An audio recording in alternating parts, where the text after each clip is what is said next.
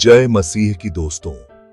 आज हम एक बहुत ही गहरे और महत्वपूर्ण सवाल का उत्तर ढूंढने वाले हैं। यदि परमेश्वर सर्वज्ञानी है और जानते थे कि शैतान विद्रोह करेगा, तो उन्होंने उसे क्यों सृजा?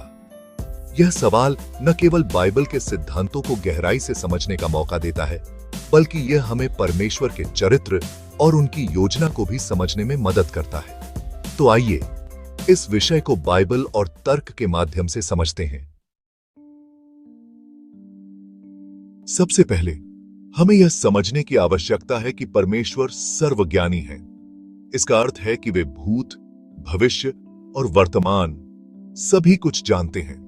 पवित्र शास्त्र में लिखा है, क्योंकि मैं ईश्वर हूं और मेरे समान कोई नहीं है, मैं अंत को प्रारंभ से जानता हूं। यशायाह 46 का 9-10।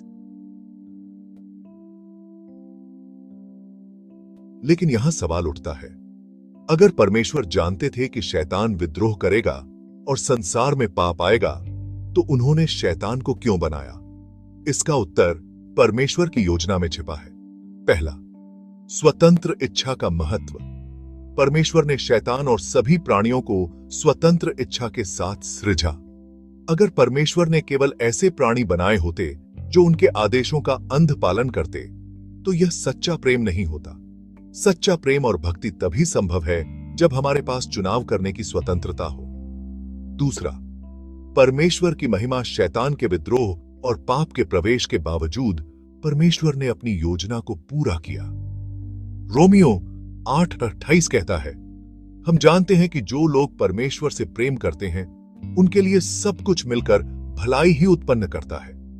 यहां तक कि शैतान के विद्रोह ने भी परमेश्वर की न्याय, प्रेम और अनुग्रह को प्रकट करने का अवसर दिया। अब सवाल आता है, शैतान को क्यों बनाया गया? बाइबल में लिखा है कि शैतान, जिसे पहले लूसीफर के नाम से जाना जाता था, एक स्वर्गदूत था। यहेजकेल 28:12-15 में लिखा है कि वह एक सुंदर और बुद्धिमान प्राणी था, लेकिन शैतान ने अपनी स्वतंत्र इच्छा का उपयोग कर परमेश्वर के विरुद्ध विद्रोह किया। यशायाह 14:12-14 में लिखा है कि शैतान ने परमेश्वर के समान बनने की इच्छा की। यहां हम देखते हैं कि उसकी अहंकार और स्वार्थ ने उसे गिरा दिया। तो क्या परमेश्वर ने गलती की?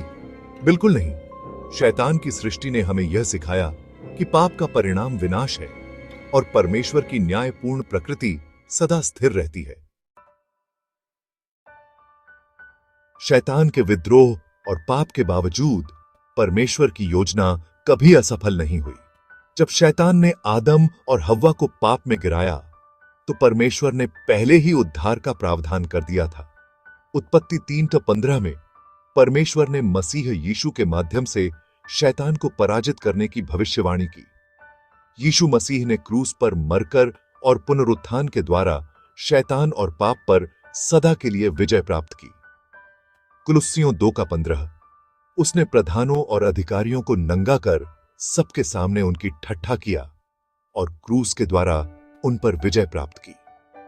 परमेश्वर का उद्देश्य न केवल पाप को पराजित करना था, बल्कि मानव जाति को अनंत प्रेम और अनुग्रह दिखाना भी था। शैतान की सृष्टि और विद्रोह हमें 3 प्रमुख बातें सिखाती हैं।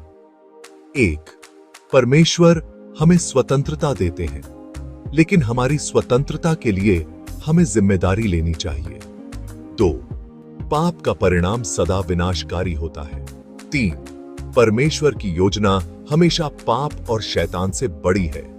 शैतान का विद्रोह परमेश्वर की पराजय नहीं, बल्कि उनकी योजना का एक हिस्सा था, ताकि वह अपने प्रेम और न्याय को प्रकट कर सकें।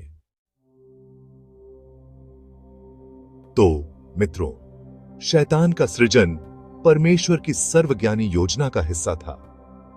इससे हमें यह सीखने को मिलता है कि परमेश्वर की महानता, उनकी योजना और उनका अनुग्रह हर परिस्थिति में प्रबल है। यदि आप इस विषय पर और अधिक सवाल पूछना चाहते हैं, तो हमें कमेंट करें। वीडियो को लाइक और चैनल को सब्सक्राइब करना न भूलें।